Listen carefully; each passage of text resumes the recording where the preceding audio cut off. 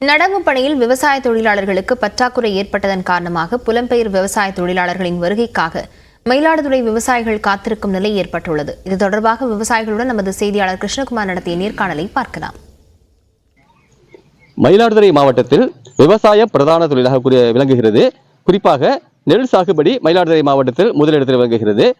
மயிலாடுதுறை மாவட்டத்தை பொறுத்தவரைக்கும் நடப்பு குறுவை பருவத்துக்கு 38,500 ஹெக்டேர் விவசாய துறையிலிருந்து இலக்கு நிர்ணயிச்சிருக்காங்க. கடந்த ஆண்டுமே இதே மூல விவசாயிகள் ஒரு 10க்கு மேற்பட்ட விவசாயிகள் சேர்ந்து புலம்பெயர் தொழிலாளர்கள் கல்கத்தா மாநிலத்திலிருந்து இங்கே வரவழைச்சிருந்தாங்க. இந்த விவசாய தொழிலாளர்கள் எதற்காக அந்த மாநிலத்திலிருந்து இங்கே வரவழைக்கப்படுகிறார்கள், இந்த மாநிலத்தில் தொழிலாளர்களின் தட்டுப்பாடு நிலவுகிறதா என்ன என்பது குறித்து நம்முடன் சொல்வதற்காக விவசாயி சக்தி வடிவில் உள்ளார். அவரிடம் கேட்போம். விவசாய பணியாளர்கள் இங்கே எங்களுக்கு பற்றாக்குறை அதிகமாக இருக்குது. இதனால் விவசாயம் பெரிதும் பாதிப்பு ஏற்படுது. அது இல்லாமல் சம்பளமும் அதிகமாக கேட்குறாங்க.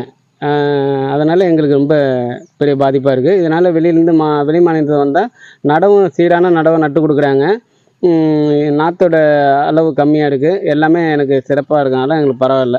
விவசாய தொழிலாளர்களின் பற்றாக்குறை மற்றும் அதிக கூலி உயர்வு காரணமாக மயிலாடுதுறை மாவட்டம் நல்லத்துக்குடியில் புலம்பெயர் தொழிலாளர்களின் வருகைக்காக கல்கத்தா மாநிலத்திலிருந்து தேர்தல் முடிவெற்ற பிறகு அங்கிருந்து விவசாய தொழிலாளர்களின் வருகைக்காக காத்திருக்கிறார்கள்.